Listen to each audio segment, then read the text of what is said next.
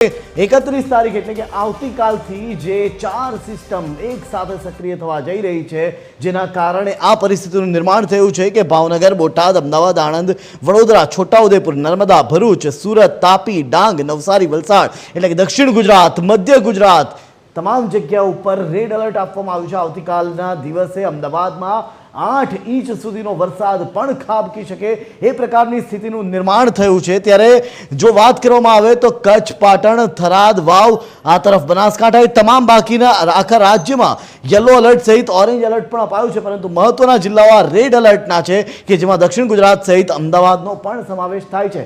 વાત થઈ 31 તારીખની। પહેલી તારીખે શું પરિસ્થિતિનું નિર્માણ થવા જઈ રહ્યું છે, નજર એના ઉપર પણ કરીશું। તો પહેલી તારીખે આપ જોઈ શકો છો કે ફરી એક વખત અમદાવાદમાં રેડ એલર્ટ આપવામાં આવ્યું છે। આ તરફ વાત કરીએ આણંદની, આણંદમાં પણ રેડ એલર્ટ છે અને સુરેન્દ્રનગર સહિત રાજકોટમાં પણ રેડ એલર્ટ અપાયું છે। એટલે કે આ તમામ એ જિલ્લાઓ છે કે જ્યાં ભારેથી અતિ ભારે વરસાદ ગાજવીજની સાથે વરસશે અને સાથે જ 40 થી 50 કિલોમીટરની ઝડપે આ તમામ જિલ્લાઓમાં પવન પણ ફૂંકાઈ શકે છે। વાત કરીએ કચ્છની ઉપર જતા કચ્છ, મોરબી, પાટણ, વાવ, થરાદ, બનાસકાંઠા, મહેસાણા, સાબરકાંઠા, અરવલ્લી અને ગાંધીનગર કે જ્યાં ઓરેન્જ એલર્ટ આપવામાં આવ્યું છે, પરંતુ જો વાત કરવામાં આવે પહેલી તારીખ સુધી દક્ષિણ ગુજરાતમાં ધીરે ધીરે વરસાદનું જોર ઘટી રહ્યું છે, પરંતુ 31 તારીખ અને પહેલી તારીખ અમદાવાદ માટે ખૂબ જ ભારે રહેવાની છે।